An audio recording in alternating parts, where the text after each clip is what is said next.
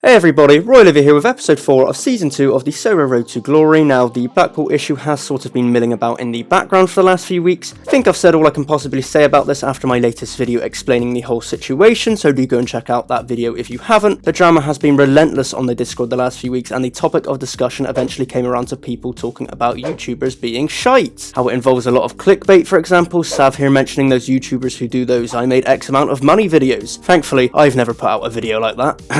And then someone even asked if there was actually any quality YouTubers out there, and you best believe your boy Royalivi was mentioned. Here we go, we've got Quinny, Nellis, Nep, and Canny.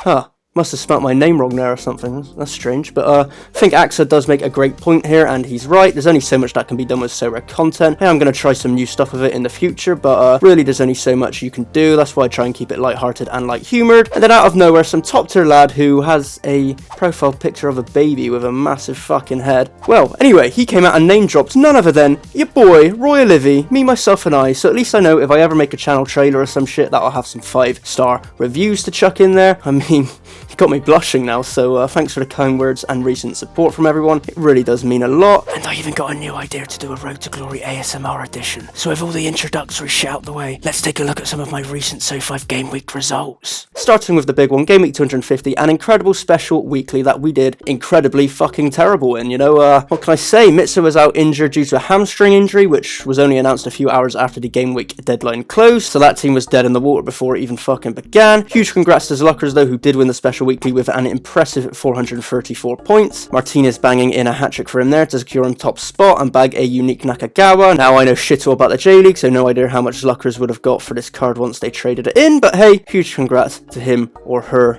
or them, or, you know, whatever they identify as. They can identify it as a leaf for all I care, but either way, congratulations. Challenger Rare was then pretty poo. Mr. Ulti, the Fortuna Sitard manager, continues to not play Fleming up top, so no goals for him at the moment. America Rare was close, but no cigar. A clean sheet from Glees and a first half hat-trick from my main man, Morgan, meant I was set up nicely to compete for awards. I was waiting overnight on a Nias Goda decisive in the LAV Portland game, and as you can see, he failed to do so.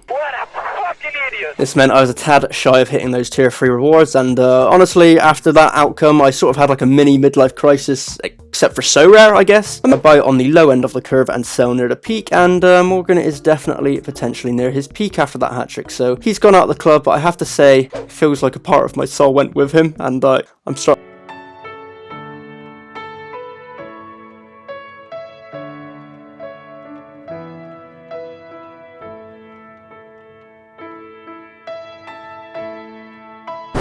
There was then also some other big departures from the club. My Boxel Super Rare I sold for 0.219 Ethereum for a near £300 profit on him, cashed in on him with the upcoming Super Rare Special Weekly approaching, and then Jonathan Mensah also left the club for over 5 times what I paid for him in Ethereum terms. Right now, Sean Nealis is my go-to centre-back in my MLS team, so no point wasting Mensah on the bench. Happy to cash in on him there and get the Ethereum back in the club. And then another huge profit was made. Pedro Galice was another casualty stemming from my Sorare midlife crisis. I chaperoned him out the club to the fine tune of 0.712 Ethereum, almost a £1.50, so an £800 profit on him there. And I mean, I'm now short of an MLS goalkeeper, but I can always opt to buy a cheaper option such as Eloy Room or Brad Stever to replace him. Both get similar scores across the season according to their last 40s, and you know, I'm a big fan of trading down on goalkeepers to get a cheaper but comparable option in terms of S05. Is Galice worth the extra 0.3 Ethereum just because he's a Peru national team goalkeeper? I mean, maybe across a season or two, but right now it's just not something I can afford to miss out on in my club in terms of making profit. I just hope similar profits can be made on European goalkeepers in the coming months. Their price may be hitting their lowest in the next few weeks, or maybe even about now, so I'm tempted to pick up a few for investment purposes, and then come closer to the 22-23 seasons, we could see their prices spike in a similar fashion as Galice's did here. And I think we could especially see that if Sorare bags the Premier League NFT deal and we see a spike of new users, so something I'm considering right now in the back of my head as an investment for sure. I also then sold my Barreto for 0.055 Ethereum, about 125 quid, considering I won him as a reward earlier in the season. No complaints from me there. Not a high scoring player in S05, and I just don't really have any use for him, so I'd rather have the Ethereum in the club. And then another interesting sell I made was my Pavlidis for 0.29 Ethereum, about £660. Now, I tussled with this one in my head before deciding to accept the offer. Pavlidis obviously goes great with my AZ stack, and he is an under 23 card for another year, which is a bracket I'm looking at getting into next season, but at the same time his S05 scores do leave a little to be desired, or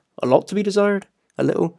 Yeah, it leaves a lot to be desired, fuck what I said before. Basically, Pavlidis doesn't really get the all-around scores I would desire to support himself. Really, for him, it's no decisive, no party, and I love to party, baby, so if we take a look at his last 12 games, for instance, we can see in only 3 of them has he managed to get a decisive, so he's really gone off the boil a bit in recent times. With the season ending and AZ getting knocked out of the Conference League, I thought now was probably an ideal time to sell him. I have Fleming from Fortuna Sittard who can play in his place in the forward spot, just praying at this point Fortuna stop being shit at football and don't get relegated, as that could really fuck up some of my plans for next season, as Fleming is actually an under-23 option for another year, so I'm keeping that in mind. And historically, I've used my AZ stack in Gas 4 with a Cohen keeper as well, so it's not like I'm breaking up an important stack. I'm thinking Sugawara can go into an under-23 squad next season with Martins, Indy and Mitso just being my casual Gas 4 players. No need to put them all together. You can get away with not stacking a team in Gas 4 really, you're just there to get the 250 points, so I can get anyone else in there to fill the spots in. So although Pavlidis was a decent card to have around the club, I don't think he will be a huge loss, and now I can use the Ethereum from the sell to hopefully invest in some players and a future under-23 squad. But that's enough transfer market shit, let's head back to game week 250, and I did manage to hit the second threshold thanks to Martins Indy decisive for clearing off the line. All-Star Limited, I won a tier 3 card, ooh, how exciting. I expected it to be worth about as much as a Dairy Milk bar, and you know, I wasn't wrong. So they're rewarding me with a rotter of a card. Get it? Because of his name?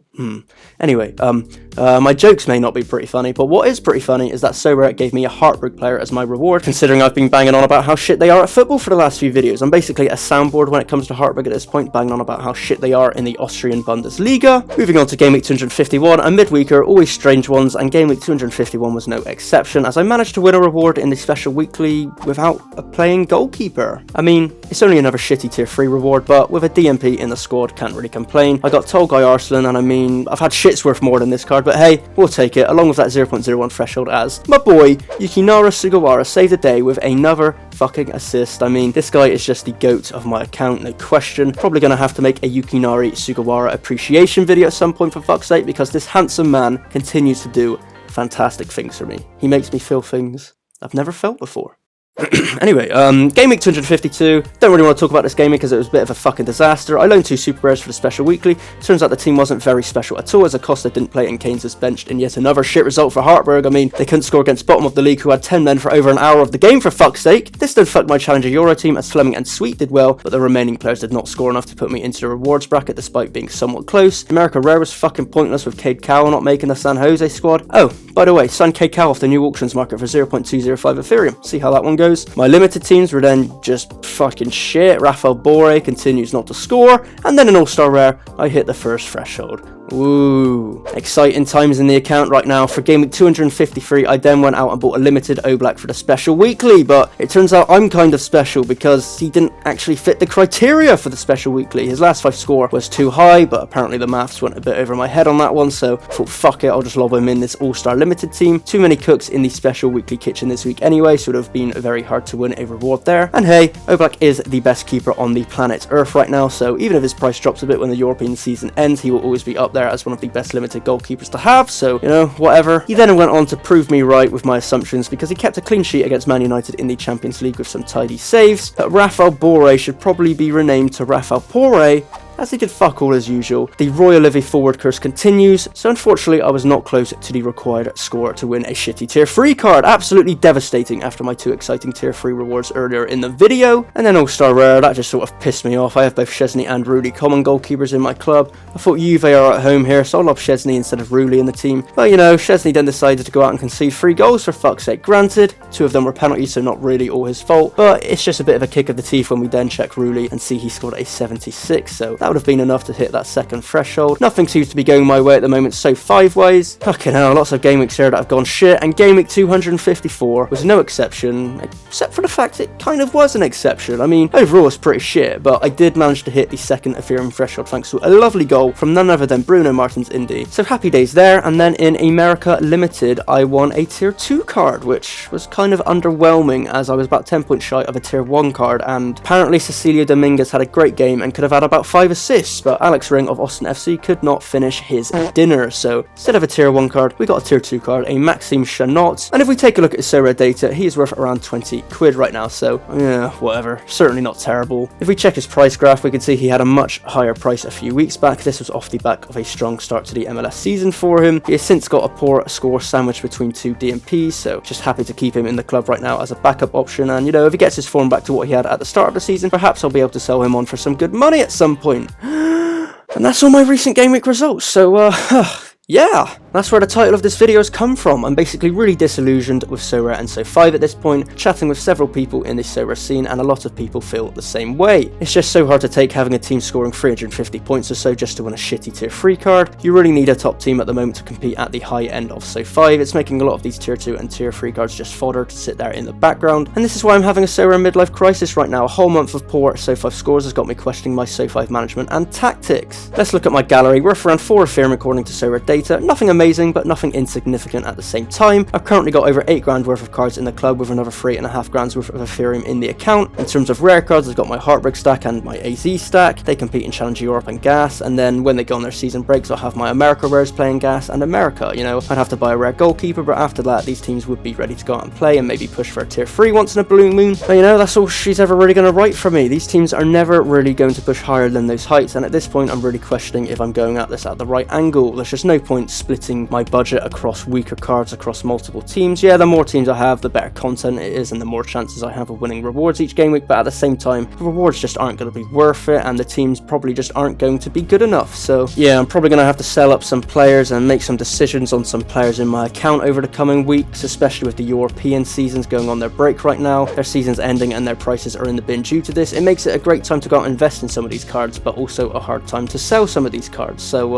I will be looking at investing in some of these cards probably to hold for a few months ready for next season, and as I say, hopefully you'll see that in the next video. And then if we caveat and pivot back to the America brackets, let's look at how expensive of a team we need to win the America division. I've done the maths on this team that has won America Division 4 in Gaming 254, and it's a 4 Ethereum team, which when you compare to my America cards at the moment, I'm a good 3.5 Ethereum behind that. So you know, of course I can't compete, and I can't be upset about that. That's my fault. I don't have the team to compete with that. And you know, don't get me wrong, if you spend more money on the better players, you're bound to have more chances of winning better rewards. That's just how it goes in life, I suppose. A life lesson from Royalivi right there. But it just makes it a bit of a sad state of affairs for managers like myself who have a cheaper spread of cards across an account, and it's just unfeasible as a way of competing in S05 at the moment. So looking at S05 from a tactical sense, there's just no point for managers who are on a similar budget to me spreading cards in the way I previously have. It's just not a viable tactic to win rewards. So as I've said, I'll keep my Heartbreak and AZ players over the summer months heading into next season. Here's hoping Heartbreak can avoid relegation and AZ can qualify for European football again. I'll then keep my limited cards I've got at the moment, perhaps just reshuffle and realign some teams there. The MLS season is a few weeks in now, so I may look to focus on stacking a team as opposed to having a random assortment of players. And then in terms of my MLS rare cards, I think I need to have a total rethink of the setup there and move some players in and out of the club to allow me to compete more consistently at the higher levels. I'm always going to want a cheap team of MLS players that play every week to allow me to go for those gas thresholds all year round, but then my secondary MLS team for the America bracket either needs to be a lot stronger or at this point non-existent, as otherwise it's just pointless even having one right now. So yeah, that's the state of my mind and thoughts right now with S05. I'm in total disillusionment with it all. I just need to reassess my vision with S05 and how I'm going to invest my Ethereum in the coming weeks. The international break is here and the European seasons are fast approaching the end of their season, so some good cards could be about to hit their floor in terms of prices. Gonna have to get my scouting hat on and have a look at investing in some cards and players during this time, so do subscribe and stick around for the next episode to hopefully see a reshuffling of some of the assets in my club and some of the investments that I've made. I've then also got a brand new series in the pipeline that I'm quite excited about. It will have a new guest every episode as well as my beautiful face showing up on Facecam, so you're not going to want to miss that because I am a pretty handsome bastard if I say so myself. But yeah, I think that's it for a very depressing episode of the Sorare Road to Glory. Thanks for anyone who stuck around. I do say I like to keep my videos short and not ramble on too much, but I think that's exactly the opposite of what I did this video, for fuck's sake, so apologies to the fans out there, but I needed to get my thoughts out there about it all. Do let me know down below in the comments your thoughts on S05 and the situation and the best tactics to employ with it going forward as well. Thanks for watching and all of that jazz, and I will catch you